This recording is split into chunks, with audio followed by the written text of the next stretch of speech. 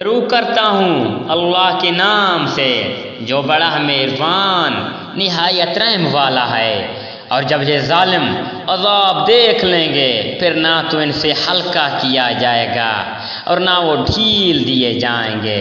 اور جب مشرکین اپنے شریکوں کو دیکھ لیں گے تو کہیں گے اے ہمارے پروردگار، یہی ہمارے وہ شریک ہیں جنہیں ہم تجھے چھوڑ کر پکارا کرتے تھے۔ پس وہ انہیں جواب دیں گے کہ تم بالکل ہی جھوٹے ہو۔ اس دن وہ سب عاجز ہو کر اللہ کے سامنے اطاعت کا اقرار پیش کریں گے، اور جو بہتان بازی کیا کرتے تھے وہ سب ان سے گم ہو جائے گی۔ اور جنہوں نے کفر کیا، اللہ کی راہ سے روکا، ہم انہیں عذاب پر عذاب بڑھا دیں گے۔ یہ بدلہ ہوگا ان کی فتنہ پردازیوں کا، جس دن ہم ہر امت میں سے انہی میں سے ان کے مقابلے پر گواہ کھڑا کریں گے، اور تجھے ان سب پر گواہ بنا کر لائیں گے۔ اور ہم نے تجھ پر یہ کتاب نازل فرمائی ہے کہ جس میں ہر چیز کا شافی بیان ہے، اور ہدایت اور رحمت اور خوشخبری ہے مسلمانوں کے لیے۔ اللہ تعالیٰ عدل کا، بلائی کا اور قرابت داروں کے ساتھ سلوک کرنے کا حکم دیتا ہے، اور بے حیائی کی کاموں، ناشائستہ حرکتوں اور ظلم و زیادتی سے روکتا ہے۔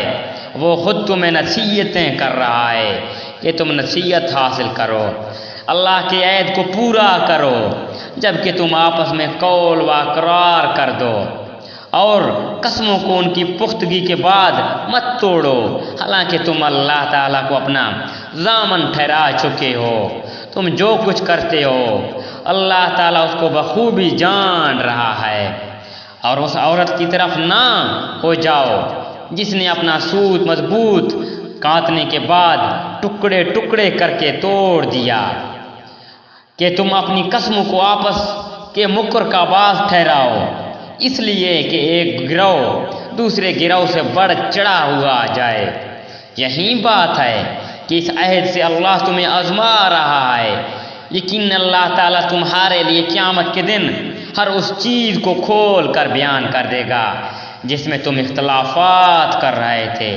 اگر اللہ چاہتا تو تم سب کو ایک ہی گروہ بنا دیتا، لیکن وہ جسے چاہے گمراہ کرتا ہے اور جسے چاہے ہدایت دیتا ہے۔